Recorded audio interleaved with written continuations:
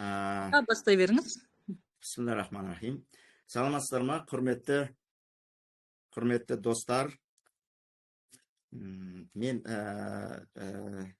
Демеев Абдували, осы Dandelion компаниясымен денсаулығымды түзеу арқылы таныстым. Және өте қуаныштымын танысқаныма. Өйткені Dandelion компаниясының өнімдері арқасында мен көп жетістіктерге жеттім. Мені мазалаған көптеген аурулар болды. Мен біріншіден қан қысымым жоғары болатын, және басым айналуы өте жиі болатын, сосын құлағым шуылдайтын, сосын буын ауруы, артрит, артроз ауруы болатын. Сосын бір 10 жылдай, 15 жылдай осы бір тықылдаған жөтел кетпейтін болған. Сол қысы жазы сондай бір жөтел болатын. Енді осы 2023 жылдары октябрь аяғының аяғына таман осы бір танысым осы Dandelion компаниясының осы магний водород жайында бір қысқаша статьясын жіберді. Енді ол кезде осы магний водород жаңадан Қазақстанға келіп атқан екен. Ешқандай отзывтар жоқ, ешқандай нелер, статьялар нелер жоқ. Бір аз ғана статья болған, бір 10 шақты сөзден тұратын. Соны оқып, менің көңіліме қатты ұнады. Мен дереу сол күні барып, магний водородтың бір упаковкасын алып іштім. Ол бір упаковкасы өзі 17 күнге жетеді екен, нормасымен ішетін болсаңыз. Сол 17 күнде менің құлағым шуылдағаны бір 15-20%-ке азайғандай болды. Содан кейін мен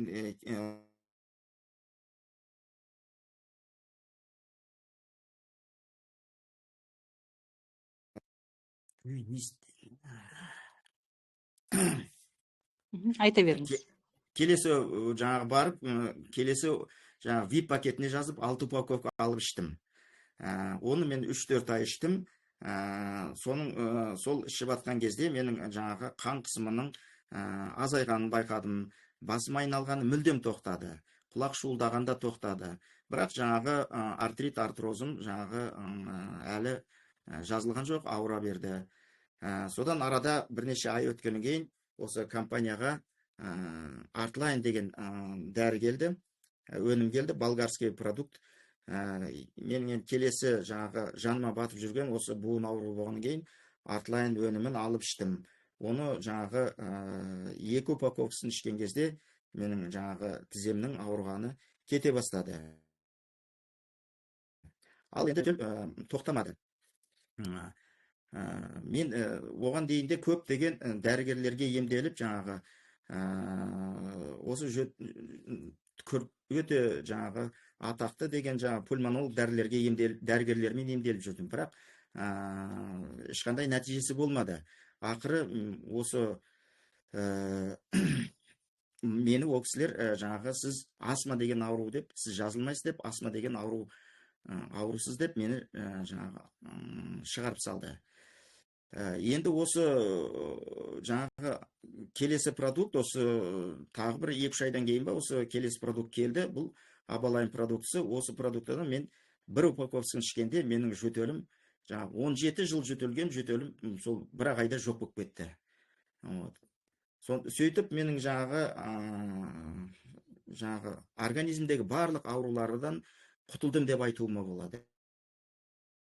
Мен әлі магып жүрмін, әлі пайдаланып жүрмін. Сол сияқты менің жолдасымда осы псориаз деген ауру болатын. Ол бір мысықтан жұқтырып алып, лишай ауру болды. Одан нейродерматит, дерматит, сонымен псориаз ауруына айналып, 3 жыл осындай псориаз ауруымен емделіп жүрді. Көп деген дәрігерлерге барды, бірақ ешқандай пайдасы тимеді. Ол кісіде осы магний водородпенен осы Абалайнды ішіп, жаңағы құлан таза, қазір қолы құлан таза жазылып кетті. Сол сияқты біздің отбасымызда тағы бір мүше, менің немерем 4 жаста тілі шықпаған. О балаға да, немереме де осы магний водородты беріп жүріп, қазір өте көп сөйлейтін бала болып кетті. Міне осындай бізде жаңағы жетістік компанияның арқасында мен полностью денсаулығымды түзедім. Қазір қан қысымы менде 80-де 120, хоть космосқа ұшсам да дайынмын. Басқа ешқандай менде жаңағы мен беспокоит ететін аурулар жоқ. Енді мен осы сіздерге осы қысқаша магний водород жайында айтып берейін. Бұл магний водород өзі бар жоғы 2 элементтен тұратын. Біріншісі магний, екіншісі сутек. Енді өздеріңіз білесіздер, магний десе қазір елдің барлығы біледі. Жаңағы магний жетіспегенде, жаңағы мысалы бұлшықеттеріңіз, аяқ қолыңыз тартылып қалса, немесе жаңағы бастарыңыз айналып, жиі бастарыңыз айналатын болса, немесе жүректеріңіз қағып кететін болса, сіздер магний, менде магний жетіспейді екен деп ойлайсыздар. Бірақ магний жетіспеушілік бұл 2 түрлі аурумен шектелмейді. Атақты бір дәрігер, эндокринолог, профессор Норман Шили деген кісі айтқан екен, әлемдегі барлық ауру осы магнийдің жетіспеушілігінің салдарынан екен деп. Сонымен магний бұл адам организмдегі ең күрделі макроэлементтердің бірі болып есептелінеді. Әрине, сонымен бірге организмде көптеген мысалы жаңағы калий, кальций, цинк, селен сияқты макро-микро элементтер бар. Бірақ олардың барлығы осы магнийдің, егер магний жетіспесе, организмге сіңуі екіталай. Енді жаңағы магний бұл өзі сондай минерал, бүкіл организмдегі барлық биохимиялық процестерге қатысады. Бұны минерал дейтін себебім, бұл ешқандай химиялық жолмен алынбаған. Бұның барлығы табиғи жаңағы өнім, то есть пайдалы қазба.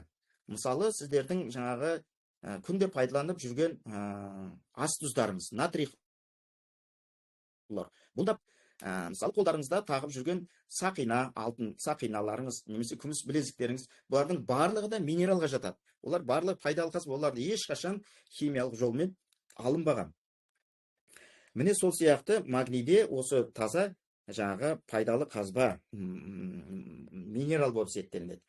Енді магнийдің тағы бір керемет қасиеті, бұл организмдегі барлық белоктардың, майлардың, углеводтардың синтезіне қатысады.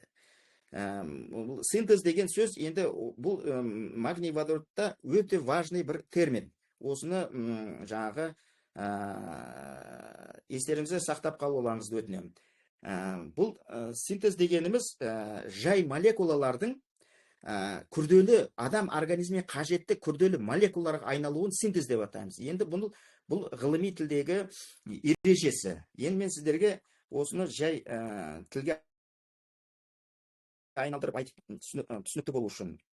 Мысалы, біздің жеген жаңағы белоктарымыз, белок деген ет, жаңағы ет тағамдары, майларымыз, жаңағы глюкоза, жаңағы углеводтарымыз, жаңағы торт, сол сияқты тәтті тағамдар жаңағы асқазан сөлінде аш хлор, соляная кислота, сол жерде жаңағы ыдырайды. То есть жай молекулаларға айналады. Оны адам организмін ары қарай сіңу үшін жаңағы синтез болады да, одан сол жаңағы жай молекулалар ыдыраған, одан арман күрделі молекулаларға айналдырады да. Міне осы кезде сіздің организміңізге жаңа ішкен жегеніңіздің барлығы организміңізге сіңеді. Енді магнийдің жетіспеушілігі біз қалай байқаймыз? Магнийдің жетіспеушілігін жаңағы жоғарыда айтып өткендей, аяқ қолдарыңыз судорога ұстайды. Мысалы, бассейнге түскенде немесе ұйықтап жатқан кезде аяқ қолдарыңыз тартылып қалады. Міне сонда бұл магнийдің жетіспеушілік салдары деп есептейміз. Жаңағы бас ауыру, жиі бас ауырады, мигрен дейді. Міне бұл да магнийдің жетіспеушілік салдарынан болып отыр. шаштың түсуі, тырнақтың сынуы, жаңағы тамақ жеп отқанда кей адамдардың өзіне-өзі тістері жаңағы күмірліп түсіп қалады, сынып қалады. Міне осы да магнийдің жетіспеушілік салдарынан. Кей үлкен кісілер мысалы жүріп келе жатып тайып құлап түседі, салдарынан жаңағы аяғын, қолын, несін, жамбасын сындырып алады. Бұл да магнийдің жетіспеушілік салдарынан болып отыр. Сосын жаңағы кей адамдар жатар алдында аяқ қолы қақсайды. Бұны синдром беспокойных ног деп атайды. Міне бұл кезде де бұл жаңағы магнийдің жетіспеушілік салдарынан болғаны. Сонымен жаңағы гипертония ауруы, бұл қан қысымының жоғары болуы. Бұл да магнийдің жетіспеушілігі. Гипотония дейді, қан қысымының төмен болуы. Жаңағы одышка, апатия болады адамдарда. Постоянно шаршап жүретін кісілер, міне осының барлығы магнийдің жетіспеушілігі. Сосын бессонница, жаңағы метеозависимый адамдар болады. Мысалы, ауа райы бұзылған кезде көп адамдар өздерін нашар сезінеді. Соның бәрі осы магнийдің жетіспеушілік салдарынан болады. Кей адамдар мысалы тәттіні көп жейді. Мысалы, өз басым мен бұрын осы столда қанша тәтті болса, соншаның бәрін жеп тастайтынмын. Бұл бірден бір белгі магнийдің жетіспеушілік салдарынан.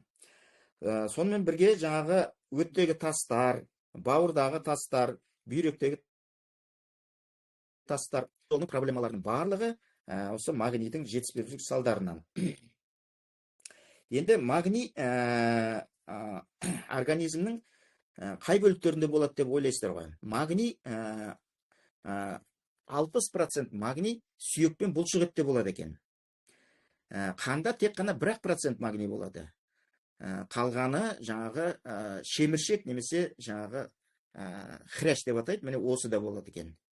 Сондықтан егер анализ қан тапсырған кезде, магнийге қан тапсырған кезде, сіздің анализдеріңіз дұрыс көрсетпейді, өйткені қанда 1% магний болады. Енді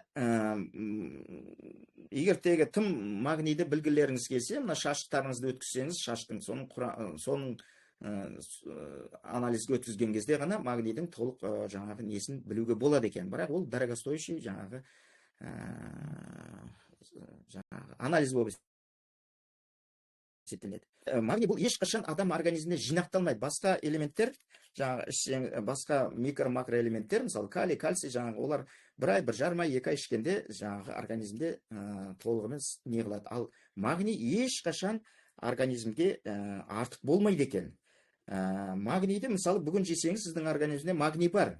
Ертең жемесеңіз, сіздің организмде магний жоқ. Міне магнийдің расходы осы өте орасан зор да. Мысалы қазіргі заманда стресс заманы дейміз. Осы стресс кезінде магнийдің расходы өте көп болады екен. Бұл стресс енді даже элементарно осы жұмысқа бара жатып, сіз пробкада тұрып ақ, сіздің ішкен жеген магнийіңіздің бәрі жоқ болып кетеді. Өйткені пробкада қиналасыз, стресске ұшырайсыз көптеген. Сол сияқты жаңағы эмоциональный нагрузка болған кезде адамда жаңағы магний көп кетеді. Егер спортпен заниматься етсеңіз, немесе бір ауыр жұмыстар істесеңіз, сіздің магнийіңіз өте көп расходталынады. Сосын студенттер жаңағы экзамен тапсырған кезде, оқушылар жаңағы НТ тапсырған кезде де магнийдің расходы өте жоғары. Сосын жаңағы екі қабат әйелдер магнийге постоянно жетіспейді. Бала емізгенде, жаңағы кішкентай балалар өсу кезінде өте магнийге өте жаңағы қажет болып тұрады. Сосын мына жүрек қан тамыры ауыратын кісілер мочегонный дәрілер ішеді. Диуретиктер, жаңағы фурацемид сияқты дәрілер ішеді. Міне осы кісілерде магний тіптен жетіспейді. Енді арамызда егер алкоголь ішетін адамдар болса, жаңағы ол кісілерде де магнийдің қажеттілігі өте жоғары. Мысалы, осы тағы бір айта кетейін, жаңағы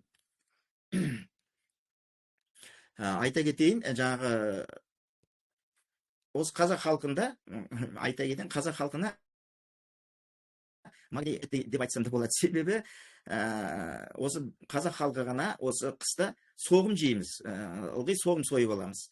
Міне осы соғым енді белок қой. Жаңағы мен айттым, магний белоктардың синтезіне қатысады деп. Міне сондықтан құрметті достар, жаңағы соғым сойған кезде сіздер көбіне магний жеулеріңіз керек. Соғымның етімен бірге магний жеуіңіздер. Өйткені магнийсіз сіздің соғым еттеріңіз организмге сіңбейді. Сосын жаңағы баняға түскен кезде де осы магнийдің расходы көп болады екен. Енді магнийдің жаңағы нормасы, мысалы, адам баласы среднестатистический адамдар жаңағы 350-400 миллиграмм магний болу керек. Күнде сондай магний жеп тұру керек екен. Енді осы магнийдің жаңағы адам организміне тигізетін рөлі, және оның мысалы бірнеше ауруларды, жаңағы ол үшін бірнеше ауруларды мен мысалға келтіріп өтейін. Мысалы, буын ауру кезінде адам организмі өте магнийдің қажеттілігі жоғары екен. Дәрігерлердің айтуы бойынша 850 миллиграммға дейін күніне магний жеп тұруымыз керек екен. Себебі жаңағы айттым ғой, жаңағы 39% жаңағы хряште болады деп. Магний жетіспегенде адам организм жаңағы хряштер жаңағы бұзыла бастайды. Себебі жаңағы хряшқа керек магнийсіз, магний хряштерге керекті хондроциттер туғызады. Бұлар то есть жаңағы шеміршекке керекті клеткалар ол. Міне соларды магний жетістіріп тұрады. Енді бұрынғы кезде дәрігерлер көбіне айтатын, жаңағы осы буын ауруларында кальций жетіспейді деп. Витамин В, жаңағы D3 витаминдерін жеу керек деп айтады. Ал енді қазіргі заманда байқағанымыздай буын аурулары осы магниймен тікелей байланысты екен. Магний менен кальцийдің арасындағы дисбаланс бұзылған кезде ол обязательно сіздің буыныңыз ауырады. Артритке ұшырайсыз. Артрит, артроз сияқты ауруларға ұшырайсыз. Енді келесі бір ауруды айта кетейік. Бұл асқазан ішек жолдары аурулары. Осы асқазан ішек жолдары ауруларында магний керемет пайдасы бар. Өйткені ол ішек жолдарының моторикасын түзейді. Ол деген сөз, жаңағы қатып қалған ішектеріңіздің қозғалысқа келеді. Қозғалысқа келгенде соның ішіндегі жаман заттар жаңағы сыртқа шығады. Міне дәрігерлердің жаңағы айтуы бойынша, пайымдауы бойынша, адам организмінің 80% ауруының барлығы осы ішек жолдарының таза болмауының салдарынан адам баласы көп ұшырайды екен. Енді осы магнийдің жаңағы сөзге дәлел болу үшін, жаңағы ішкен кезде, осы магний водородты ішкен кезде бірінші реакциясы сіздің жаңағы запорыңыз кетеді. Салдарынан сіздің ішек қарныңыз барлығы тазаланады деген сөз. Енді келесі бір ауру, әлемде көп кездесетін аурулардың бірі осы сахарный диабет. Сахарный диабетте жаңағы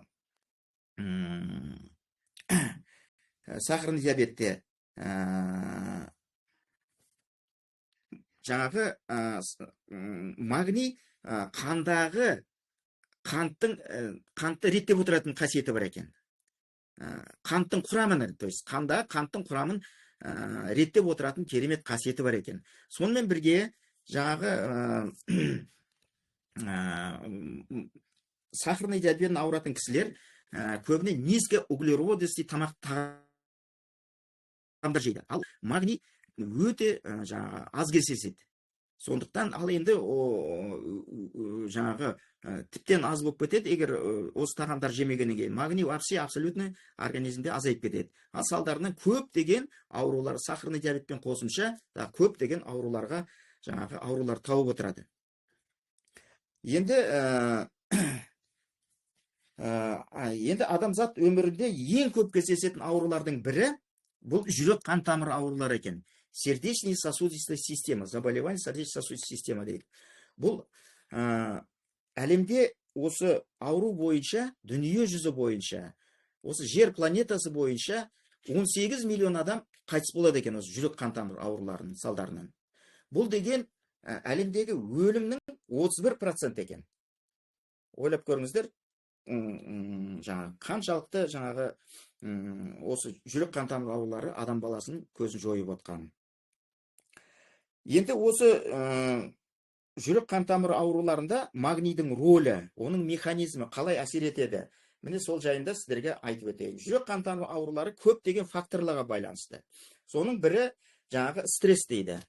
Ал стресс неден пайда болады? Ол обязательно ағзада организмде магнийдің аз болған кезінде азайғанынан адам ашушаң болады, депрессияға жиі түседі, жаңа панический атакалар жиі болады.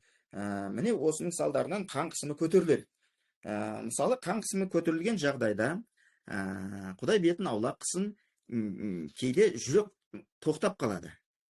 Міне осындай кезде дәрігерлер ең бірінші жүректі оятып алу үшін дефибриллятор қойылады.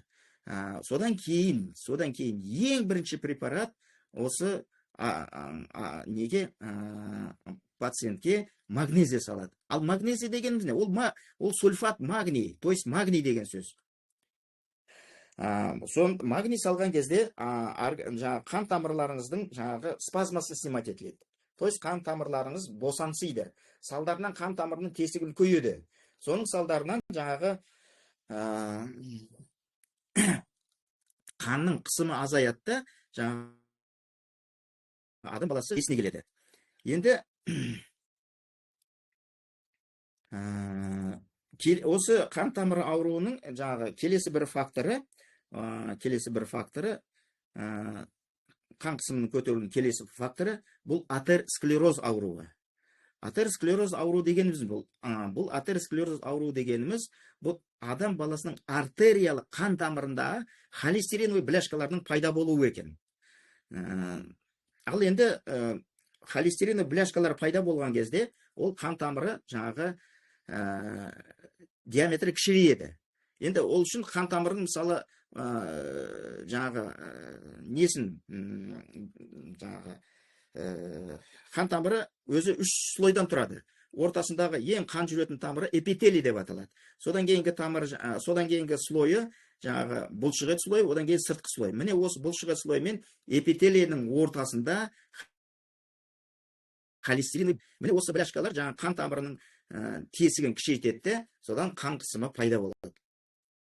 Енді осында жаңағы қан қысымы пайда болған кезде жаңағы организм әрине жаңағы оттек, қоректік заттар жаңағы миға және басқа да органдарға жетпей қалады. Салдарынан осындайдан қан қысымы пайда болады.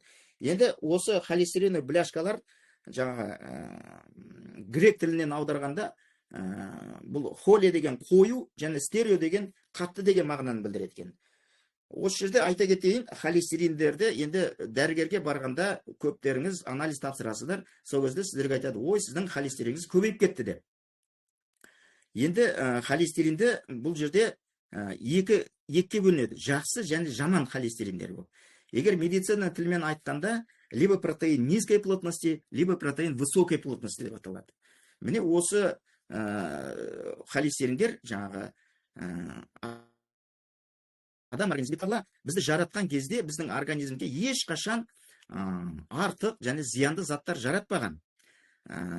Ол организмдегі холестериннің көбеюі бұл организмді өзі қорғау реакциясы болып есептелінеді.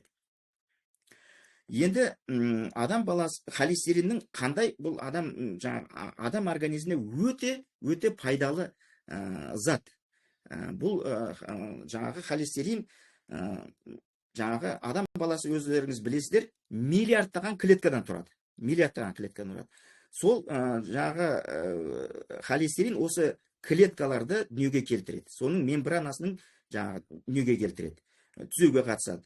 Адам жаңағы сонымен бірге холестерин бұл өт қышқылының синтезіне қатысады.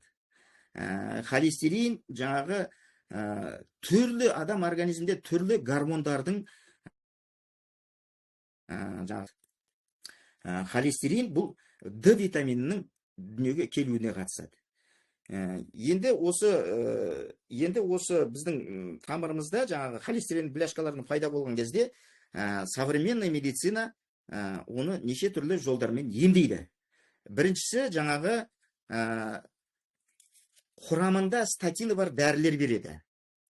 Бұл құрамында статины бар дәрілер береді. Бұл атеросклероз ауруымен ауырған кезде сіздердің жаңағы дәрігер осындай құрамына атеросклероз статині бар дәрілерді назначать етеді. Енді бұл статині бар дәрілердің қызметі не? Бұл дәрілер жаңағы холестериннің санын азайтады. Холестериннің бөлінуін азайтады. То есть сіздің тамырларыңызда холестериннің азаюы мүмкін. Осы статин дәрілерін ішкенде. Бірақ сіздер осы дәріні ішкен кезде сіздер организмге өте көп ауруларды тудырып аласыздар. Мысалы, енді осыны түсіну үшін, неге екенін түсіну үшін, жаңағы холестерин алдымен қайдан болады? Қайдан келеді ол? Сол жайында айтып өтейін. Холестерин бұл біздің бауырымыздың 85% холестеринді осы біздің бауырымыз бөліп шығарады екен. 15% холестеринді тек қана тағаммен алады екенбіз. Міне енді көріп отырсыздар, бауыр өздеріңіз білесіздер, холестерин бөлгенмен бірге қосымша 500 функцияның рөлін атқарады. Ал енді сіздер осы жаңағы статиновый группадағы дәрілерді ішкен кезде сіздің жаңағы бауырыңызды жаңағы статиновый дәрілер холестерин бөлдіртпей қояды. Енді осыны жаңағы елестету үшін бір грубый мысал келтірейін. Мысалы, сіздің дем алатын органыңыз мұрын мен аузыңызды жақсылап тұрып, скотчтап байлап тастаса, сіз не болады? Сіз сразу өлесіз. Міне тура сол сияқты сіздің бауырыңызда осындай керемет ауыр халде болады. Холестерин, жаңағы статиновый группа ішкен кезде. Енді сонымен бірге осы жаңағы дәрігерлердің жаңағы бляшкаларды, холестерин бляшкаларды емдейтін тағы бір жолы бар. Ол бірнеше жолдан тұрады дедім.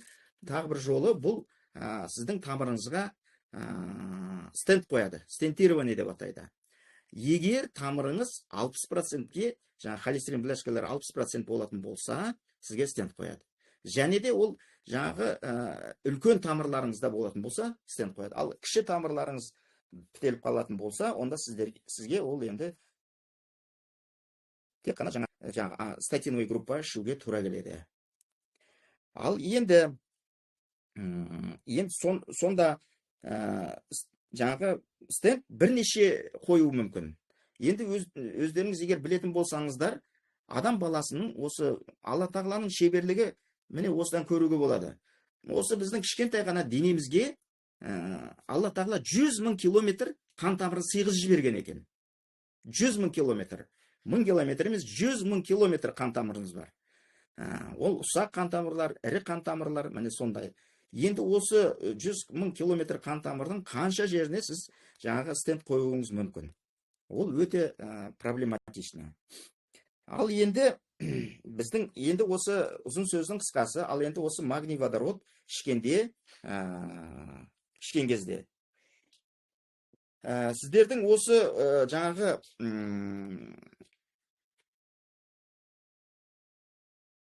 бармай-ақ, бауырыңызды өлтірмей-ақ, бауырыңыздың жаңағы 500 функциясы өзі нормальный сол сағат сияқты жұмыс істеп тұра береді. Сіз магний водород ішкен кезде, міне осындай магний водород ішіп-ақ, сіз осы жаңағы нормальный дәрежеге жету, ауруларыңыз емделіп шығуыңызға болады. Қалай? Магний водородтың керемет бір қасиетінің бірі, жаңағы мен айтып кеттім ғой, организмде жаман және жақсы холестериндер бар деп. Либо протеин высокой плотности, либо протеин низкой плотности. Міне осы низкой плотности жаман холестериндердің, магнийдің керемет қасиетінің бірі, осы жаман холестериндерді, қандағы жаман холестериндерді жойып, жақсы холестериндерді көбейтетін қасиет екен. Міне бұл керемет қасиеті.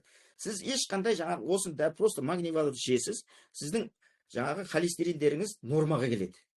Сөйтіп жаңағы сіздердің жаңағы ешқандай статин ішіп, жаңағы бауырыңызды, бүйрегіңізді зақымдамай-ақ, жаңағы жақсы дәрежелерге жетуіңіз мүмкін екен. Жаңағы организмде гормондарыңыз да бұзылмайды, жаңағы барлығы нормальный болады екен. Магний себебі жаңағы, енді осыны қалай дейсіз ғой, себебі бұл магний элементі бұл табиғи статин болып есептелінеді екен. табиғи статин. Жаңағы ана медицинада берілген медицинский дәрілер ол химиялық жолмен алынған статиндер. Жаңағы ол жаңағы сіздің бір ауруыңызды емдеді, 10 немесе 10 шақты ауруды туғызады. Ал мынау магний водород ішкенде бұл табиғи статин. Өйткені сіздің жаман холестериндеріңізді құртып, жақсын көбейтеді екен. Енді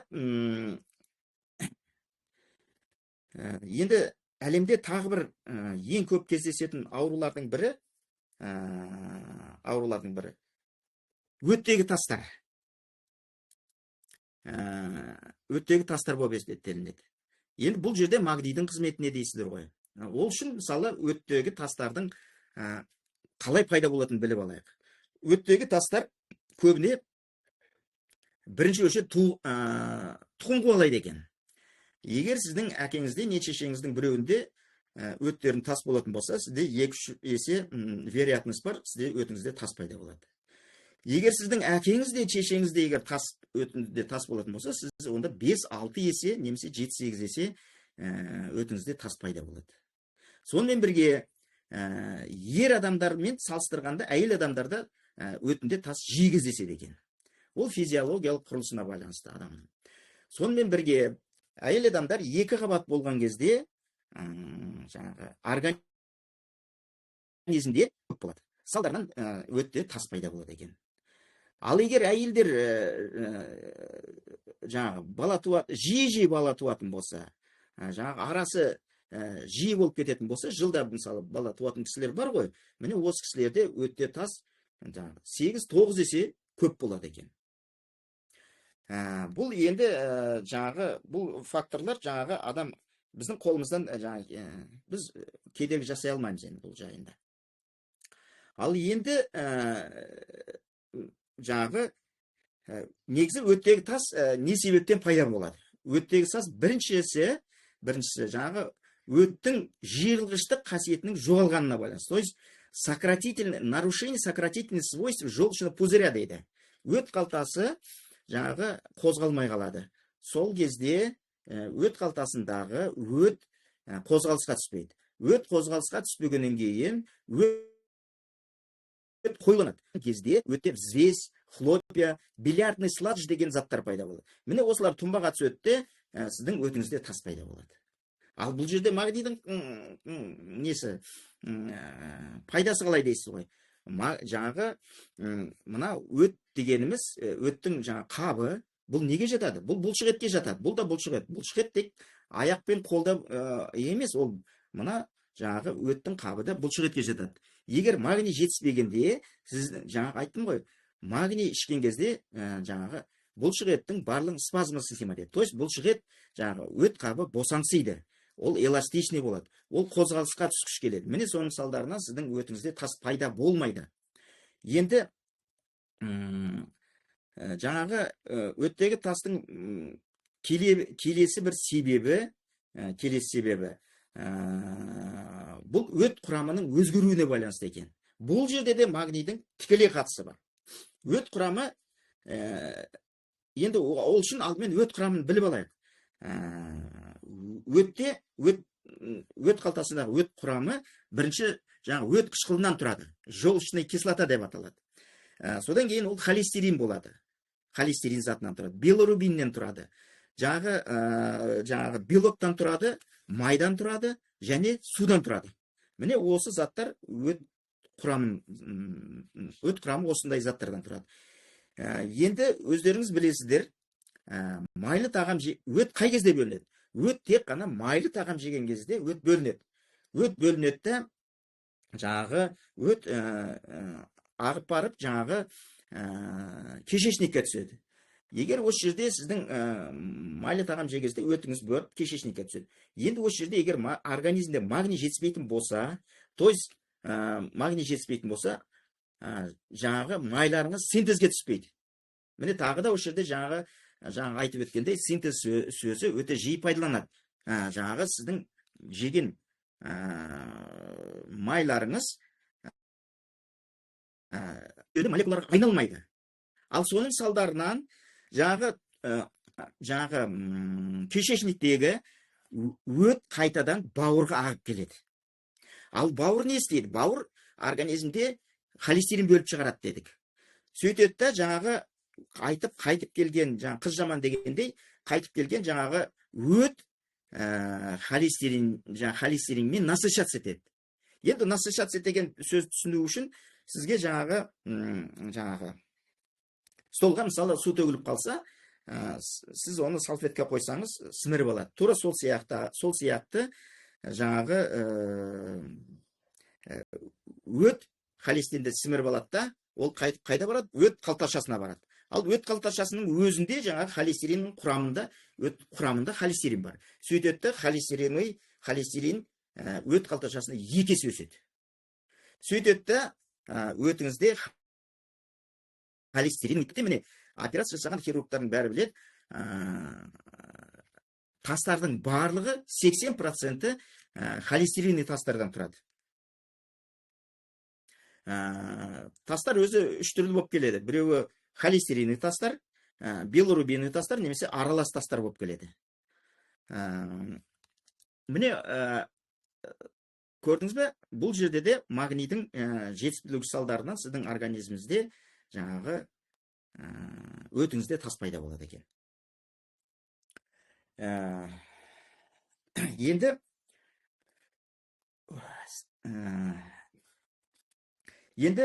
міне осыдан көріп отырмыз, организмдегі магнийдің жаңағы қаншалықты рөлінің зор екенін. Міне осы сіздерге бірнеше түрлі ауруды жаңағы айтып өттім. Міне көрдіңіздер, осыдан жаңағы магнийдің қаншалықты рөлінің жоғары екенін.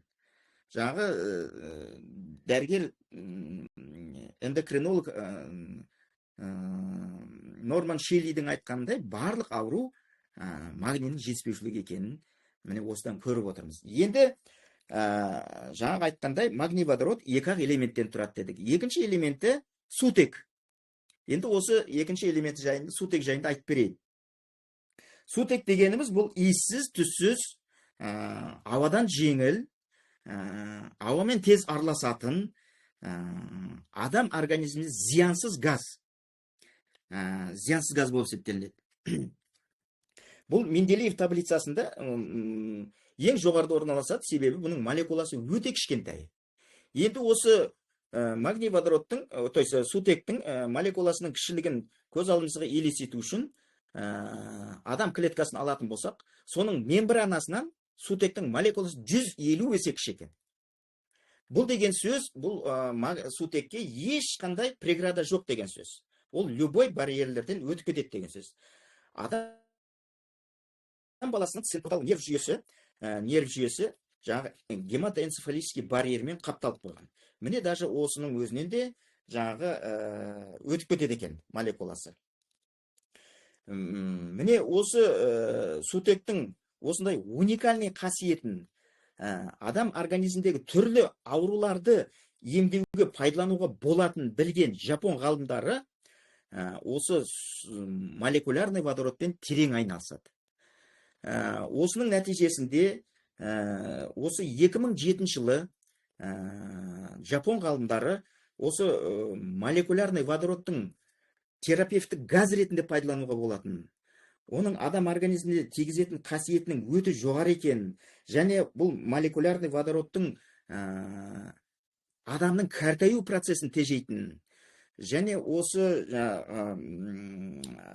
жаңағы әлемдегі ең күшті жаңағы білген жапон ғалымдары өздерінің атақты медицина природы деген журналында алғаш рет 2007 жылы осы нәтижелерді жариялайды. Сөйтіп дүние жүзі осы молекулярный водородтың қаншалықты пайдалы екенін дүние жүзі біле бастайды. Міне осы жетістіктері үшін осы жетістіктері үшін жапон ғалымдары Нобель сыйлығын алады. Ал енді сіздер білесіздер, әлемде 8,5 миллиард халық тұрады. Сол халық жылына осы Нобель сыйлығын бір ғалымға ғана береді. немесе бір жақсы саясаткер, немесе бір жақсы артистке беріледі. Міне сол 2007 жылғы Нобель сыйлығын осы молекулярный водородтың керемет оксидант екенін, адам организміне керемет пайдасы бар екенін тапқан жапон ғалымдарына беріледі. Сиеого Отто деген кісіге, профессорге осы Нобель сыйлығы беріледі. Енді осы молекулярный водородтың жаңағы антиоксиданттық қасиеті жаңағы басқа білесіздер, организмде көптеген антиоксиданттар бар. Антиоксиданттар бар. Солар жаңағы организмдегі свободный радикалдармен күреседі. Ал енді жаңа айтып отырмын, антиоксиданттар көп деп. Ал енді бұл жерде сутектің қандай өзгешелігі бар?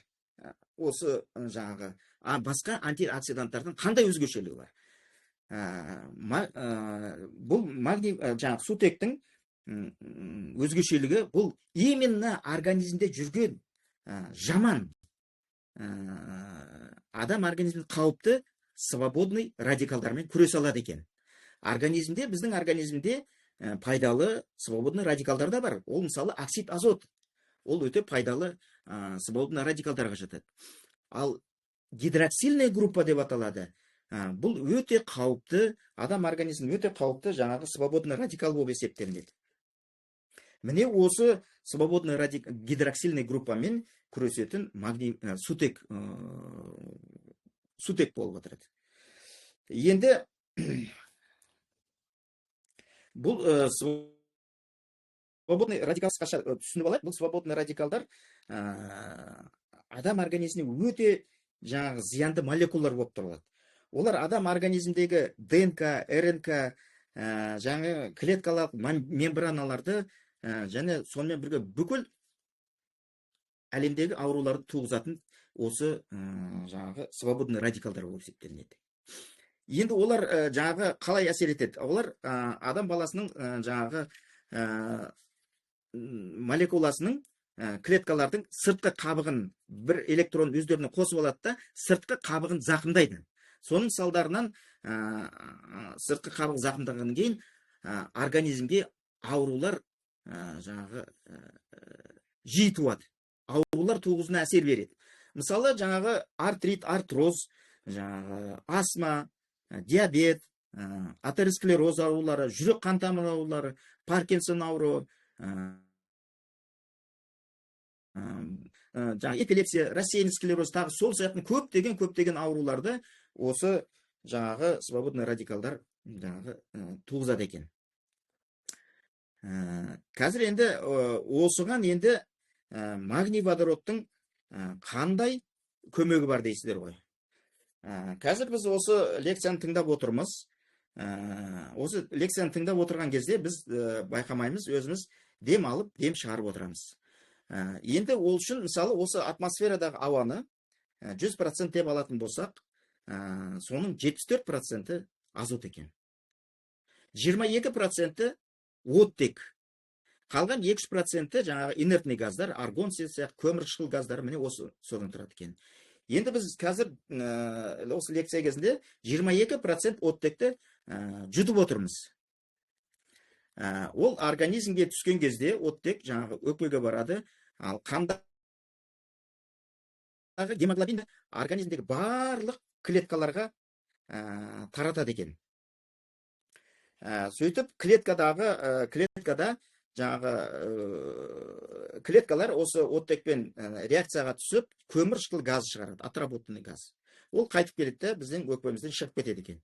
Міне осыда бір дисбаланс бар. Кірген ауа 22%, шыққан көмірқышқыл газы 18%, 18-19%. Сонда 2-3% оттек организмде ешқандай клеткамен реакцияға түспей, таза күйінде қалып қояды екен.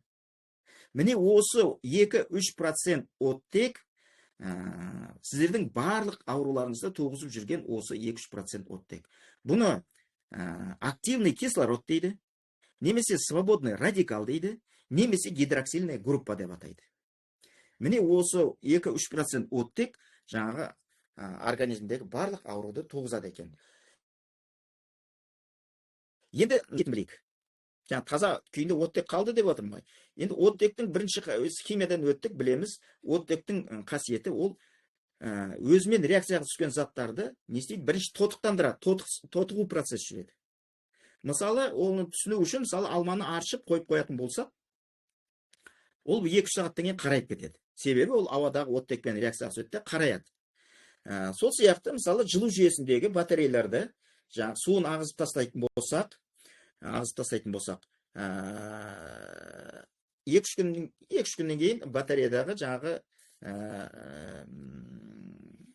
жаңағы тотығып кетеді. Батареяның жаңағы божыр тотығып кетеді. Міне бұл да жаңағы оттектің жаңағы қызметі.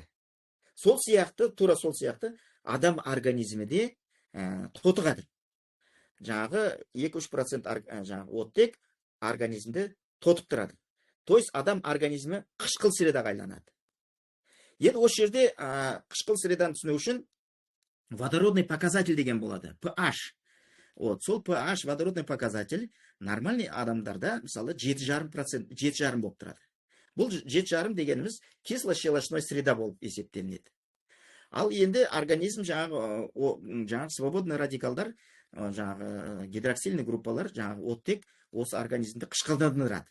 Қышқылданған кезде организмде түрлі аурулар пайда болады дедік. Мысалы, сол кезде организмде вирустар, бактериялар, жаңағы рак клеткалары, паразиттер, осылар керемет өмір сүреді екен. Олардың өмір сүру ортасы кислый среда. Ал енді осы магний водород ішкен кезде қандай процесс болады? Магний водород асқазан сөліне түскен кезде, асқазан сөлі соляная кислота деп аталады, немесе H-хлор. Енді мына реакциясын былай айтатын болсақ, формуласымен айтасам, магний қосу H-хлор тең болады, магний хлор тең болады көп мөлшерде сутек бөлінеді. Организмде өте көп мөлшерде, жаңағы капсуланы ішкен кезде ол асқазан сөліне жарылады да, көп мөлшерде сутек бөлінеді. Сутекте жаңағы оттек сияқты адам баласының миллиардтаған клеткасының бәріне тарайды. Сөйтеді, организмде жаңа қаңғып жүрген оттек, адамды уландырып, ауруға ұшыратып жүрген оттекті өзіне қосып алады. Өзіне қосып алады да, жаңағы организмде жаңағы су пайда болады. Дисперсионный, молекулярный су пайда болады. Причем щелочной су пайда болады екен. Енді міне көрдіңіздер ме, жаңағы организмді улап жүрген, жаңағы организмде түрлі аурулар тудырып жүрген зиянды затты мына магний водород барып пайдалы затқа айналдырып отыр. Міне осыдан көріп отырсаңыздар, бұл магний водород жаңағы әлемдегі ең кішкентай молекула адамзат өміріндегі денсаулыққа тигізетін пайдасының әлем зор екенін осыдан байқайсыздар. Молекулярный водород, мысалы, әлемдегі барлық өнімдердің локомотиві деп есептеуге болады. Молекулярный водород, немесе магний водород, бұл 21 ғасырдағы адам баласының жетістеген ең үлкен жетістіктерінің бірі деп санауымызға болады. Міне қысқаша мен сіздерге магний водородтың жаңағы адам организміне тигізетін пайдасының орасан зор екенін айтып өтейін дедім. Енді осы жерде жаңағы мен сіздерге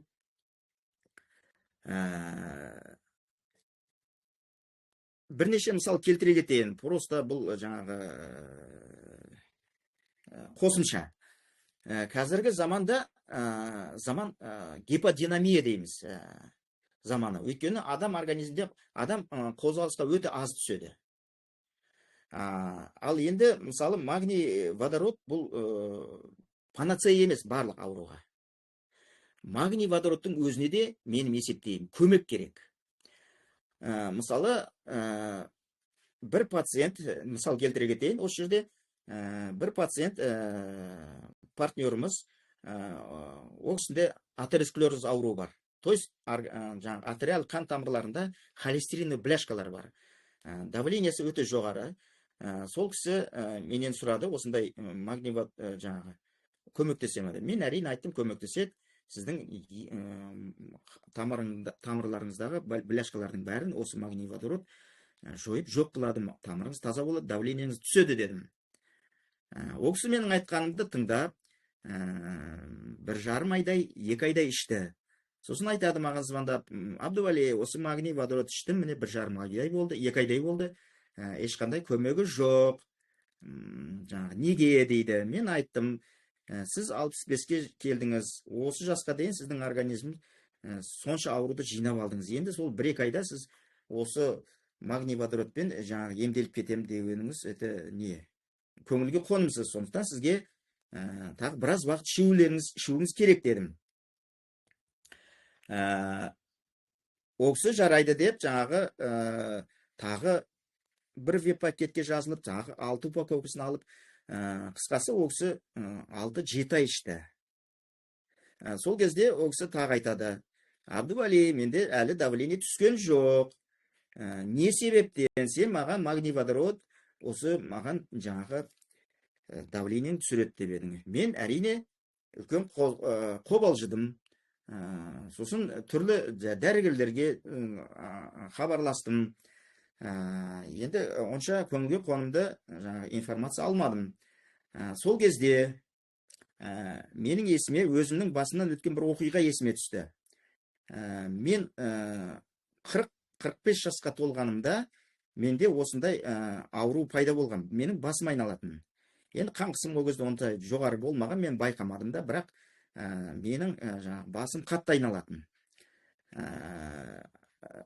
Содан мен көптеген дәрігерлерге емделдім, ешқандай нәтижесіз болды. Сол айланған бас айналған күйінде тұра берді. Даже менің осы көршілерім сол кезде мені жаңағы алкаш екен деп есептеді. Өйткені менің жүргенім былай бүйтіп қисалаңдап жүретін болып кеттім. Сондай дәрежеге түскем. Абдували сам собой пьет деп, жаңағы сам собой дейме, сондай. Өзімен өзі жеке отырып ішеді екен, бізбен араласпайды деген сияқты осындай сөздер байқадым. Сөйтіп жүрген кезде осы Алматыға Ленинград ғалымдары жаңағы Атлас компаниясы келді. Ол компаниясы осы жаңағы осындай аурумен айналысады екен. Мен 70 мың төлеп жаңағы осы компанияға барып емделдім. Сол кезде, енді менің о кезде сол дәрігерлердің айтуы бізге айтып түсіндірді, қалай болған, не себептен менің басым айналатын. Мына ми, череп, жаңағы содан кейінгі бірінші позвоночник атланта деп аталады.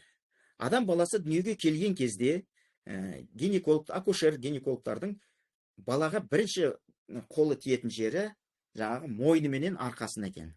Соны баланы анадан бөліп алған кезде осы мойнына қатты кішкене күш түсетін көрінеді. Сол кезде баланың мойны жаңағы атлантасы шығып кетеді екен. Бірақ ол ешқашан 40-45-ке дейін жаңағы ешқандай әсері болмайды екен. Балаға ешқандай жаңағы білінбейді екен. С возрастан жаңағы сол жасқа келгенде сізде жаңағы белгілер пайда болады екен. Осы жаңағы процесс почти 85-90% адамда кездеседі екен. Сөйтіп жаңағы олар жаңағы менің атлантамда 2 сеанста орнына салып берді. Сол кезде менің басым айналғаны пышақ кескендей тоқтады. Міне содан кейін жаңағы арада бірнеше жылдар өтті. Одан кейін әрине менде де қайтадан сол холестерин бляшкалар пайда болып, келесі ауырғаным осы.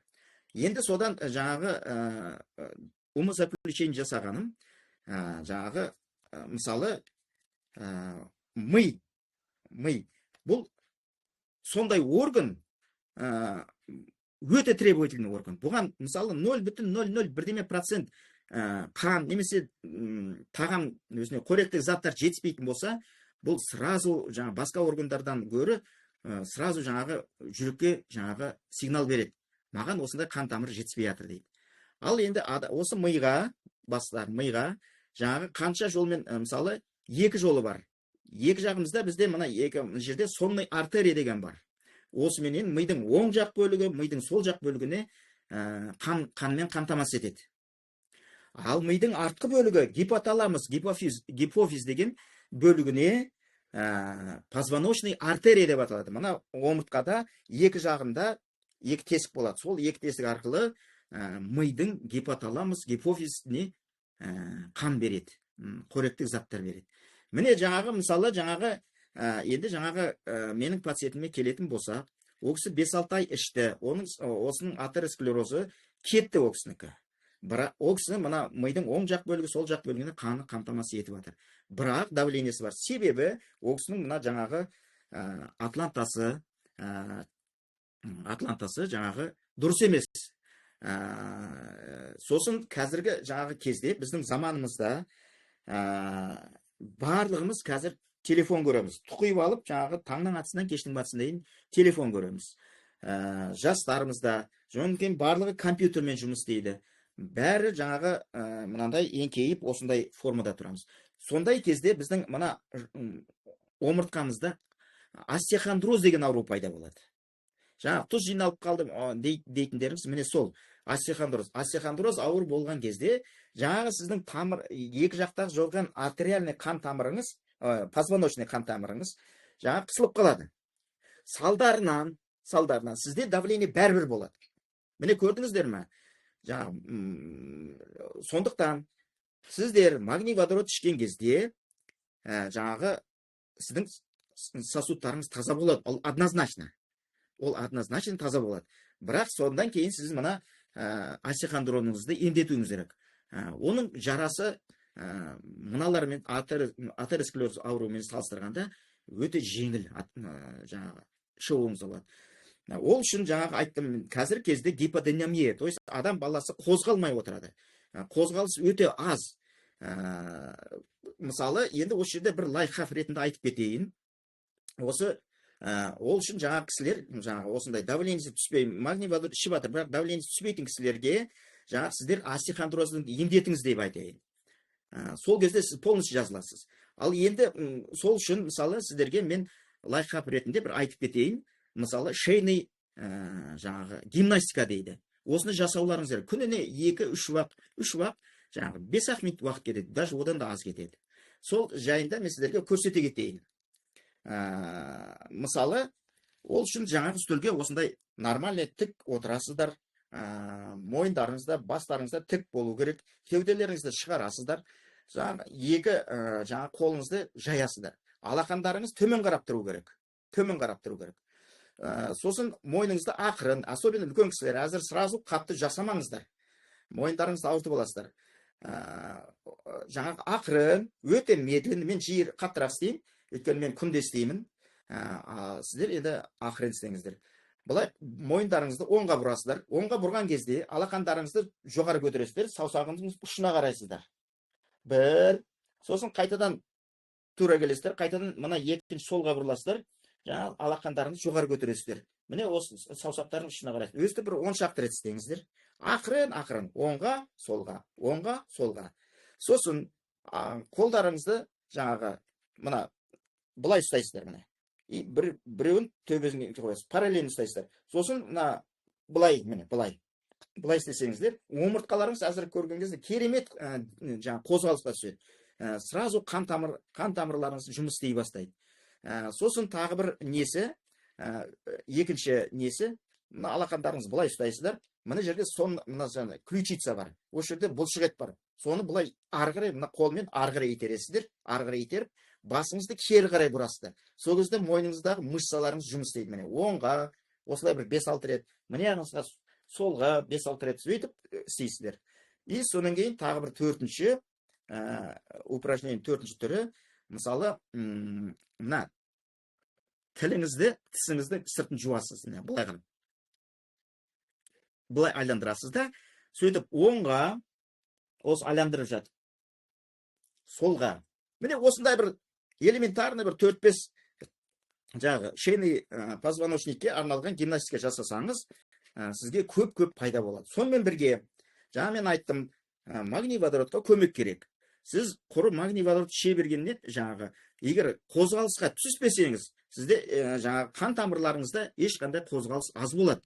Безусловно, магний водород көмектеседі. Қаныңыз сұйылады, бірақ сіз қозғалысқа түсуіңіз керек. Сіз күнде бір 10 бір жарты сағат 30 минут 35 минут қолдарыңызға скандинавский таяқ алыңыздар, сөйтіп жаңағы бір жаңағы жарты сағат немесе 30-35 минут басында солай жүріңіздер. Олар жай басында жай жүресіздер, мысалы минутына бір 80-90 шаг аттайсыздар. Оны бара-бара жылдамдату керек. Кейін бара-бара 2 айға жеткенде 120-130 шаққа дейін жүруіңіз керек. Міне осы кезде сіздің қан тамырларыңыздан барлығы қозғалысқа түседі. Жаңағы жүректеріңіз жұмыс істейді. Енді мен жаңағы бір кісім жаңағы айтады, ой айналайын, мен таңның атысынан кештің батысына дейін осы кухняменен немелеріме тамақ дайындаймын, огородтың шөбін жұлам. Бұл қозғалысқа жатпайды. Бұл активный жаңағы физический нагрузка керек. Сондықтан жаңағы сіздерге айтатыным, егер шын мәнінде жазылғыңыз келсе, магнивалд ішіңіз және осындай спортпен физикалық нагрузка денеге түсіру керек. Міне енді осы қысқаша сіздерге осы магниводород жайында айтып бердім. Енді келесі осы Dandelion компаниясының келесі продуктлары бұл болгар продуктлары деп аталады. Бұл мысалы бірінші Artline деген продукты, бұл буын ауруларына арналған препарат. Бұл синавалды сүйықтарды қалпына келтіреді. Буында қан айналысын жақсартады. Құрамында жаңа сабельник, желшейн, спирулина, хлорелла, крапива сияқты керемет шөптер бар. Мысалы сабельник деген шөп ол қабынуға қарсы, микробқа қарсы және ревматизм ауруларын емдейтін керемет шөп дәрі. Женшейнден көптеріңіз білесіздер. Бұл шөп жаңа қабынуға қарсы және антиоксиданттық қасиеті бар шөптер. Сонымен бірге буындағы жаңағы зат алмасу процесін реттейді. Сонымен тағы спирулина деген құрамында шөп бар. Бұл амин қышқылдары бар. Өте күшті белок. Жаңағы белок болып есептелінеді. Енді сонымен бірге хлорелла деген шөп бар. Бұл да күшті антиоксидант. Ол қабынуға қарсы жаңағы қабынуды тез реттейтін қасиеті бар.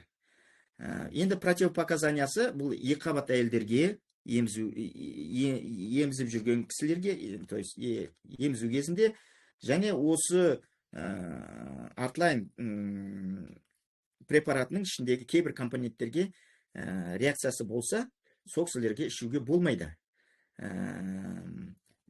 Бұның жаңағы несінде, капсуласы несінде, флаконында 90 таблетка бар. Тамақтың алдында 3 рет ішу керек. Bir талдан. Жаңағы мен осы нені жаңағы өз басым осы Artline'ды 2 жаңағы капсуласын іштім. 180 таблеткасын іштім. Соның арқасында мен жазылып кеттім. Енді келесі продукт бұл Abalain деп аталады. Бұл фитотерапевтік әсері бар. Микробтарға қарсы, жаңағы қабынуға қарсы бактерицидный, фунгицидный, спазматикалық қасиеттері бар, қасиеттері бар керемет дәрі. Сонымен бірге бұл жаңағы мочегонный, желчегонный да бұл антипаразитарный қасиеттері бар.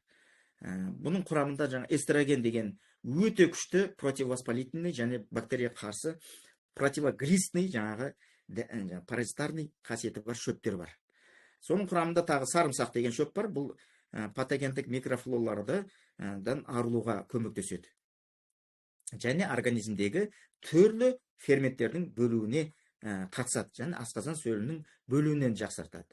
Жаңа айтып кеттім ғой, организмде 4000-ға жуық ферменттер бөлінеді. Міне осы жаңағы Abalain продуктысын ішкен кезде осындай ферменттер бөлінеді. Сонымен бірге құрамында куркума деген шөп бар. Бұл табиғи антибиотик, антиоксидант болып есептелінеді. Сонымен бірге бұның құрамында имбир деген бар. Бұл имбир қан айналуын қалыпқа келтіреді. Жүректің бұлшық еттерін нығайтады. Ұйқы безінің ферменттерін түзейді.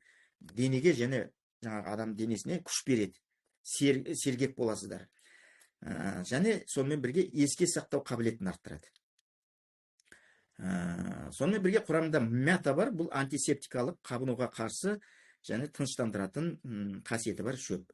Лимон бар құрамында, бұл иммунитетті күшейтеді, ішек пен бауырдың жұмысын жақсартады. Енді бұл жерде де противопоказаниясы сол, егер асқазаныңызда жаңағы аш ішекте ойық жаралар болатын болса, ішуге болмайды. Және балалар емізген кезде, жаңағы екі қабат әйелдер кезінде, екі қабат кезде ішуге болмайды екен. Сонымен бірге енді келесі бір продукт гепалайн деп аталады.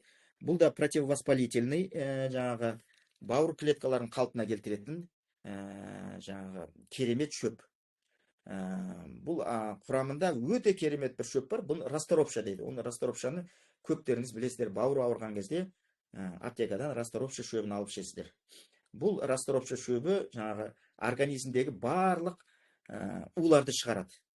Токсиндерді, жаңағы дәрі-дәрмек көп ішесіздер қазір. Сол осы жаңағы осы расторопша шөбі организмдегі жаңағы нелердің, улардың бәрін шығарады.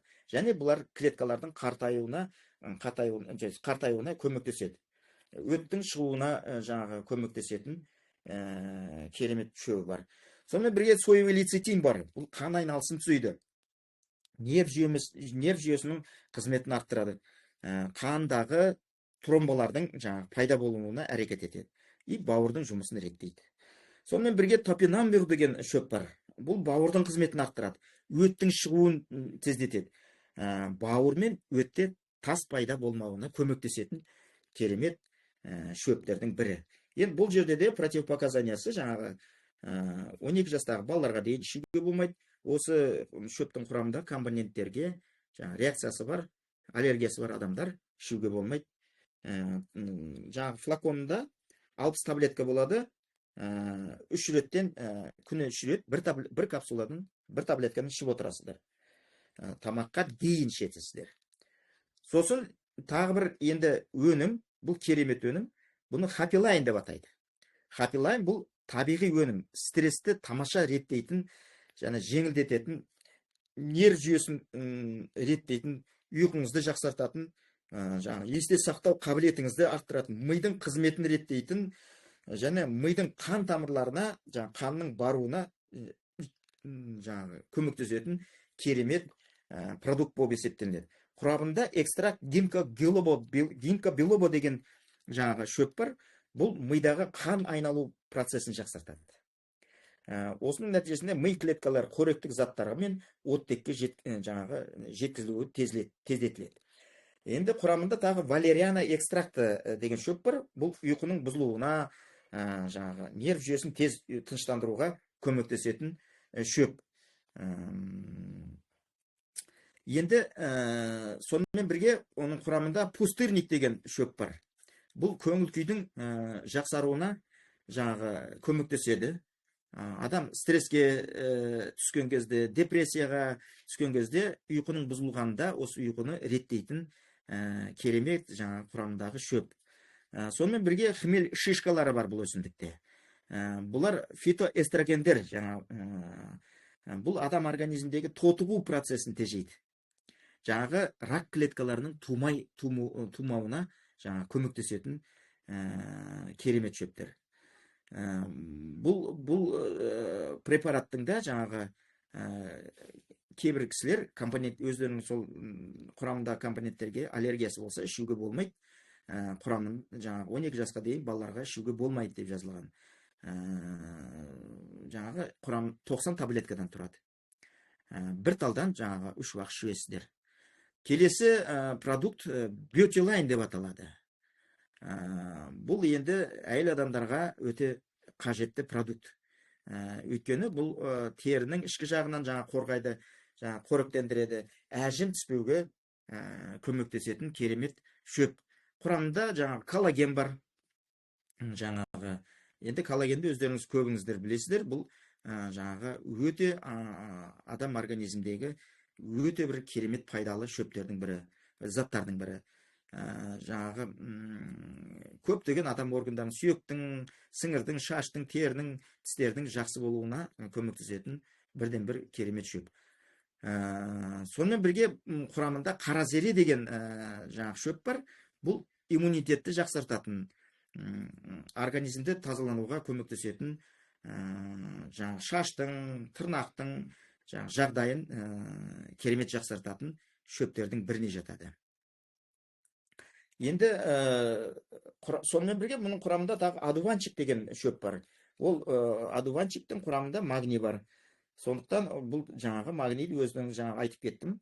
Оның керемет антиоксиданттық жаңағы керемет қасиеттері бар. Сонымен бірге бұның құрамында жаңағы B1, B2, B12, E, P витаминдері бар. Сонымен бірге бұның құрамында өте бір керемет тағы бір гилаурин қышқылы бар. Бұл қышқыл ол өзі керемет бір кішкентай ғана молекуласы өзінен 12 есе көп молекулаларды ұстап тұратын, то есть суларды ұстап тұратын қасиеті бар. Сонымен бірге бұның құрамында эластин деген шөп болады. Эластин. Біздің бұл теріміз айтып тұрғандай, бұл теріміз жаңағы өзі аты айтып тұрғандай, теріміз эластичный болады. Жаңағы өте жаңағы серпімді жаңағы организмге түрлі жаңағы мен жаңағы мимикаларын көрсеттім ғой. Міне осының барлығы осы эластиннің қызметі. Организмде түрлі мимикалардың пайда болуы осы эластиннің арқасында болып отыр. Бұны да жаңағы капсуласы 90 капсуладан тұрады. Тамақтың алдында жаңағы 2 уақыт ішесіздер, таңертең және кеште. Енді келесі продукт Synergy деп аталады. Бұл жаңағы адам организмі ақыл-ойдың жаңағы қызметін реттейді. Түрлі стресстерді азайтып отыратын, жаңағы клеткаларды зақымдауынан қорғайтын керемет продукт. Бұның құрамында жаңағы зеленый чай дейді, көк чай бар. Ол мидың жұмысын ынталандырады, қартаю процесін тоқтатады, мидың белсенділігін арттыратын және еске сақтау қабілетін нығайтатын шөптердің біріне жатады. Жаңағы сонымен бірге құрамында дофаминді арттыратын элтронин деген заты бар. Сонымен бірге экстракт гингогилоба деген шөп бар. Бұл мидағы қан айналымын жақсартатын. Соның салдарынан мидың қан айналысы жақсы болады да, жаңағы қоректік заттар жаңағы оттек жақсы жеткізіледі. Және мидағы қан тамырлардағы тромболардың пайда болуына бірден бір көмегі бар. Сонымен тағы осы неде Synergy электрокок деген жаңағы шөп болады. Бұл орталық нерв жүйесін ылтандырғыш әсері бар. Қан қысымын қалыпқа келтіретін, жаңағы психикалық және физикалық белсенділіктерді арттыратын керемет қасиеті бар. Бұл өнімде жаңағы противопоказаниясы осы құрамдағы шөптерге жаңағы реакциясы бар адамдарға ішуге болмайды, 12 жасқа дейін балаларға ішуге болмайды, және емізетін аналарға ішуге болмайды. Құрамында 90 капсуласы бар, то есть 90 капсуладан тұрады. Күніне 2 уақыт ішесіздер, таңертең, түсте. Міне осы қысқаша жаңағы сіздерге осы магний водород және осы болгар өнімдері жайында қысқаша лекциям осы. Абдуали мырза, сізге бүгін рахмет, өте керемет дайындалған. Естілмей жатыр. Ана телефонда естілмей жатыр. Дауысым дұрыс естілмей жатыр ма? Иә, сіздің дауысыңыз естілмей жатыр. Сізге негізі қазір басқа телефонмен не қылайық? 3 точканы басу керек, сол жақта динамик дегенді басу керексіз. Сол кезде дауыс қатты шығады. Абдували мырза, сізге көп рахмет. Негізі Абдумали мырза Dandelion компаниясы бұл кісінің ең бірінші сетевой компаниясы. Шолпан Андасбековна кеше хабарласып, сіз жайлы жақсы прям рекомендация айтты ғой. Өте керемет, бұл кісі нәтиже алды. Бұл академияға бұл кісі кәдімгідей түбегейлі дайындалып жатыр деп, мінекей бүгін кәдімгідей сондай жан-жақты компанияның өнімдері жайлы, даже магнийдің, водородтың по отдельности әрқайсысына қалай тиянақты дайындалғаныңыз барлығы байқалып тұр. Әрине бұл онлайн обучениеға екінің бірінің негізі духы жетпейді. Даже үлкен статустағы спикерлеріміздің өзі Динара біздер сол тет-а-тетке үйренгенбіз. Мынау камера дегеннен ондайға біз үйренбегенбіз деп кішкене қорқақтайды. Сол үшін сізге бүгін сондай рахмет айтқым келеді. Батыл қадамыңызға, нағыз ер азаматқа лайықты сондай бір қадам көрсеттіңіз. Бүгінгі сіздің мынандай кереметтей сондай углубленный дейді ғой, углубленный. Даже врачтардың өзі бұндай ақпарат бермейді. Қай жақтан барлық ақпаратты жинағаныңыз, то есть байқалып тұр, өте тиянақты дайындалғаныңыз. Бүгін сондай батыл қадамыңызға сізге рахмет айтқым келеді. Құрметті әріптестер, Абдували мырзаға осындай өздеріңіздің тілектеріңізді айтып қойсаңыздар. Рахмет сізге көп-көп. Саламатсыз ба, Абдували мырза, қалыңыз қалай? Мен сізді врач деп ойлап отырмын. Врач деп отырмын да, керемет түсіндірдіңіз. Рахмет сізге. Өте керемет түсінікті қылып жеткіздіңіз.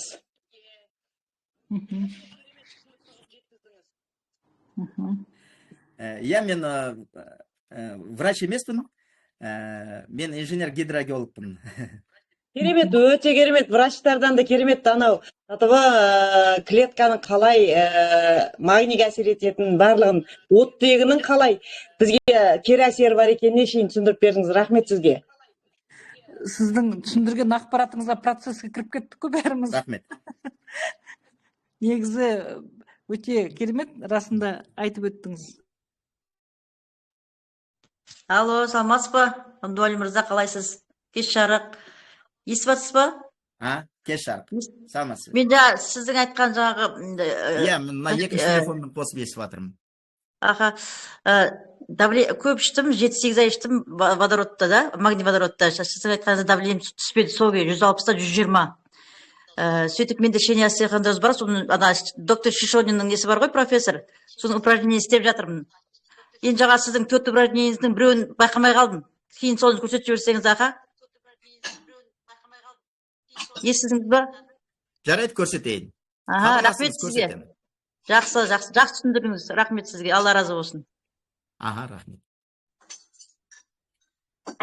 Амин.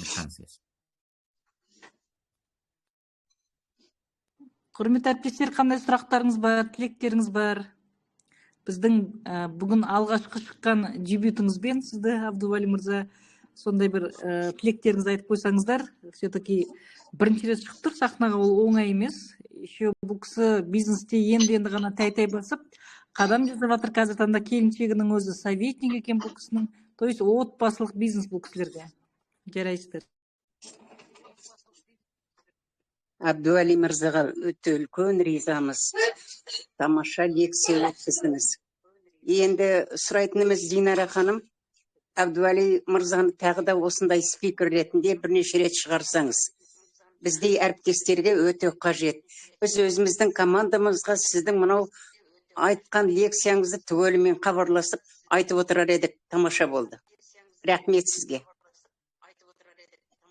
Әрине, Балмыржан ханым, бұл кісіні академияға шақыру ойда бар. Себебі бұл академия тек қана обучение емес, әрбір партнер үшін бұл бір кәдімгі шымылдық сияқты. Әрқайсымызда үлкен лидер болу үшін, үлкен спикер болу үшін осындай кішігірім сахналардан бастағанбыз кезінде. Тақтада тұрып, обучение беріп. Сол үшін бұндай спикерлерді мен қолдағым келеді. Болашақта тағы да бір 2-3 мәрте шықса, бұл кісі бұдан да керемет ашыла түседі деген сенімдемін. Ауру көп адамдарға өте қажет информация болды. Өте. Өте керекті ақпаратты берді расында.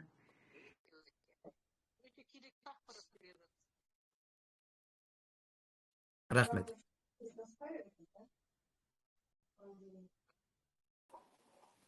Құрметті әріптестер, микрофондарыңыз қостым. Алло, саламатсыздар ма? Қайырлы кеш, мен ғой Шолпан. Бұл кісі өте керемет түсіндіріп өтті. Бұл кісі негізі өзі ұсыныс жасады. Мен айтып көрейін деп, Гүлназ ханым. Мен спонсоры болам бұл кісілердің.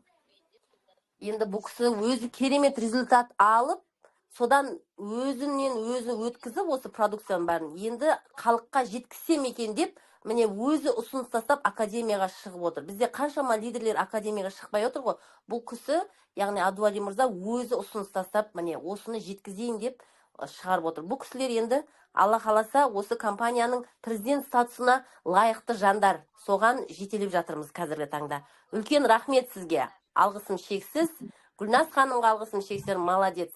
Сондай жауапкершілігі өте жоғары. Бүгін кеш жіберілді ғой не, Динара ханым. Неге жіберілмей жатыр? Анонс мен шығам ба деп прям кәдімгідей дайындалып шығып отыр. Енді керемет.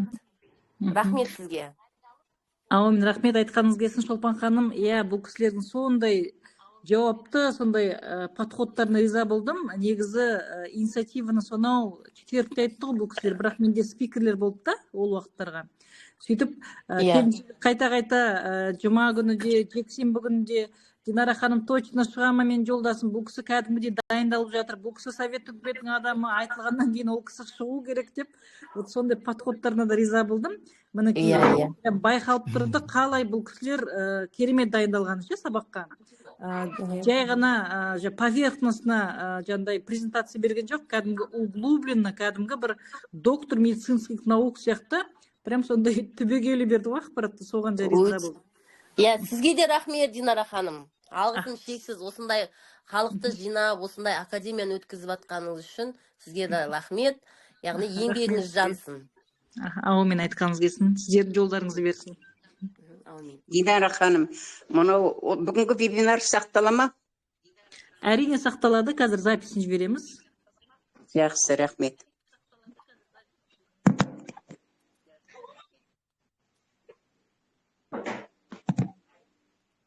Микрофондарыңызды қостым, құрметті әріптестер.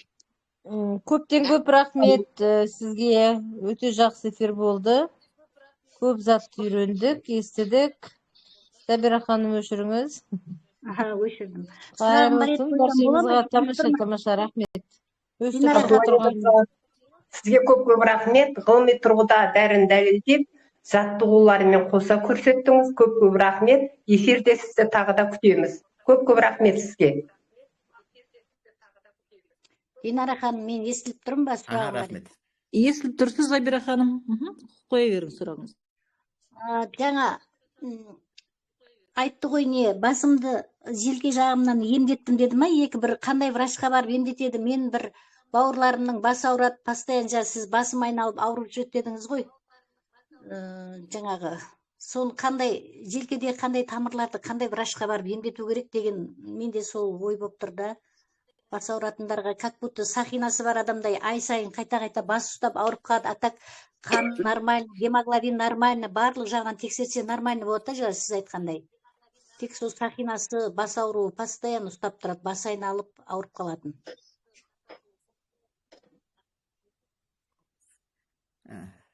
Жауап берейін ба? Аха, жауап берейін. Енді жаңағы айтып өткендей, осы бұл ауру жаңағы остеохондроз деп аталады бұл ауру. Оның негізі одан да жоғары, жаңағы мысалы менің басында айттым ғой, 40-45 жасында менде қатты бас айналуы болды. Оның себебі жаңағы ол жаңағы Ленинград ученыйлары, Ленинградтың ғалымдары осы жерге келіп, Атлас компаниясы деп аталады. Сол Атлас компаниясы мына мойындағы атланттан түсіп береді. Ол жаңағы 80-85% адамдың барлығында осы бірінші позвоночник, жаңағы мидың, мына черептен кейінгі бірінші позвоночник атланта деп аталады. Сол атланта дүниеге келген кезде балада шығып кетеді екен. Соны орнына қойғаннан кейін менің прям буквально сразу жазылдым. Өйткені сол мына позвоночный артерия бар артымызда, сол артерия қысылып қалады екен. Сонда мына қысылып қалғаннан кейін мына мидың артқы бөліміне гипоталамус, гипофиз деген бөлімдері бар. Соған қанмен қоректік заттар бармайды. Салдарына сіздің басыңыз постоянно ауырады, басыңыз жаңағы айланады, қан қысымы жоғары болады. Енді сол үшін жаңағы айттым, жаңағы мануальный терапевттер бар, қазір өте көп. Соларға барып сіз мына остеохондрозыңызды емдетіңіз. Егер шамаңыз келсе, осы қалада бар, жаңағы Атлас компаниясы, соған барып жаңағы бірінші позвоночник, мида мына шерептен кейін бірінші позвоночникті салдырсаңыз, тіптен жақсы болар еді. Содан кейін остеохондрозыңызды обязательно емдеу керек. Содан кейін барып сізде жаңағы организмдегі барлық проблемаларыңыз кетеді. Жаңағы қан қысымының жоғары болуы, басыңыздың айналуы, құлағыңыздың шуылдауы, осының барлығы жаңағы атеросклероз бен холестерин, остеохондроз ауруының кесірінен болып отыр. Рахмет жауабыңызға. Алланың нұры жаусын. Өте керемет түсіндірдіңіз. Біздер көбінесе орысша неге қатынасамыз ғой, вебинарларға көбінесе. Өзіңіздің қазақ тілінде өте керемет түсіндіріп жатсыз. Бәрі рахмет айтып жатыр. Алланың нұры жаусын. Рахмет. Шығып тұрыңыз Зизия.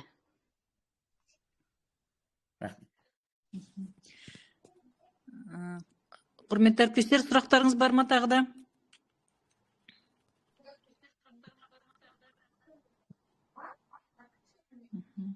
Микрофоныңызды қостым.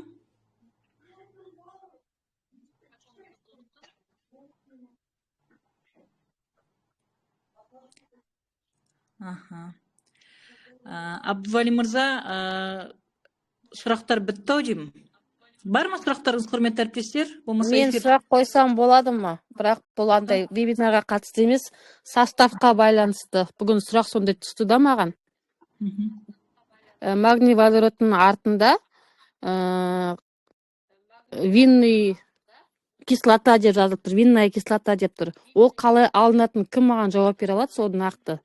По факту маған керек болып тұр, сол важный болып тұр сол сұрақ. Қалай өндіріліп, ол қалай алынады? Енді мен енді технолог емеспін. Ол меніңше, ол производственный процесте жаңағы магний водородты, жаңағы ол айттым ғой, пайдалы қазба. Соны алған кезде жаңағы ол түрлі елекіштерден өтеді, жаңағы ұсақталынады. Сол кезде жаңағы магний водородты, енді мен технолог емеспін, ол енді технологтарға сұрақ қойыңыз. Бірақ менің енді қысқаша түсінігім бойынша жаңағы осы заттарды, магний водородты алу процесінде соған қосылатын жаңағындай заттар болуы мүмкін.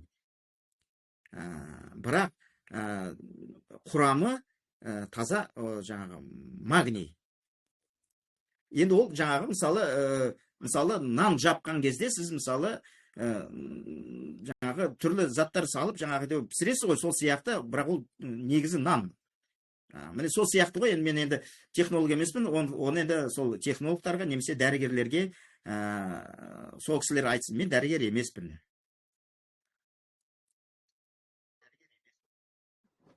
Қазақша шарап қышқылы деп жазылып тұр да, алкоголь ма ол или жоқ па, сол нақты керек болып тұр маған.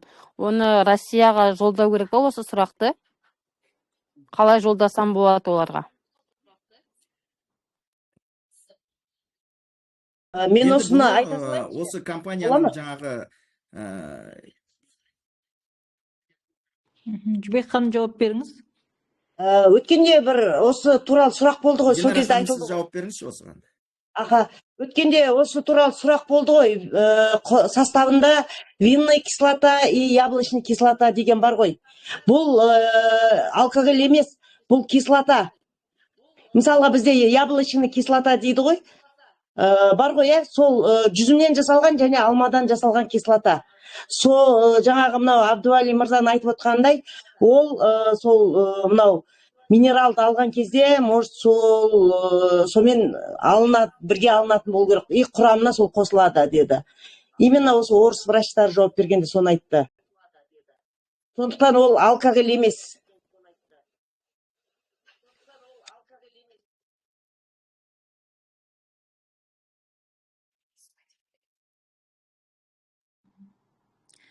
Жақсы, рахмет Жібек ханым. Жоқ, нақты алмай жатырмын да мен. Сұраққа жауап алу үшін, демек мүмкін чаттарда, бізде отзыв чаттарда көбіне врачтар отыр.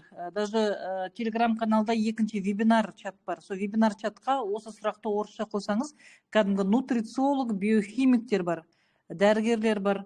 Вот сол кісілерге осы сұрақты қойсаңыз болады, олар нақтырақ сізге жауап береді. Енді біздің әріптестер, олар әртүрлі саланың мамандары ғой. Біздер енді көбіне информацияны поверхностно білеміз. Бірақ естуімше компания полностью жаңағыдай өнімнің несін составын айтпайды дейді ғой, бұл как бы засекречено в целях как бы безопасности. Ал негізі қазір таңда осы вопрос қазір қудаланып жатыр. Көптеген әріптестеріміз, әсіресе дін жолында жүрген кісілер, осы винный, бұл алкоголь деген сияқты осындай кері әңгімелерді естіп жатырмын. Сол ақпаратпен басқа проектқа кетіп жатқан партнерларды да мен естіп жатырмын, именно намаз жолында жүрген кісілер. Сол үшін бұл сұрақтарды сол профессор, мүмкін врачтардан аларсыздар нақтырақ. Жақсы, рахмет. Жақсы, Абдумали мырза, сізге көп рахмет бүгінгі құнды ақпаратыңызға. Біздің уақытымыз шектеулі. Запись, құрметті әріптестер, сақталады. Барлық чаттарға жаңағыдай эфирді қазір жіберемін. Жақта Дана ханым қолын көтеріп жатыр. Сұрағыңыз болса, Дана ханым, сұрағыңызды қойсаңыз болады.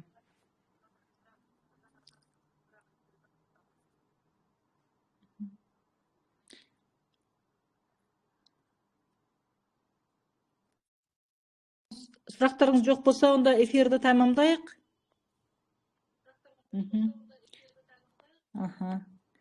Жақсы, онда Абдумали мырза, сізге көп рахмет. Келесі жүздескенше сізді тағы да өте қызықты тақырыптармен академияда күтеміз. Осылай өзіңіздің әрдайым инициативаңызды проявлять етіп отырыңыз. Келіншеңізде менің номерім бар.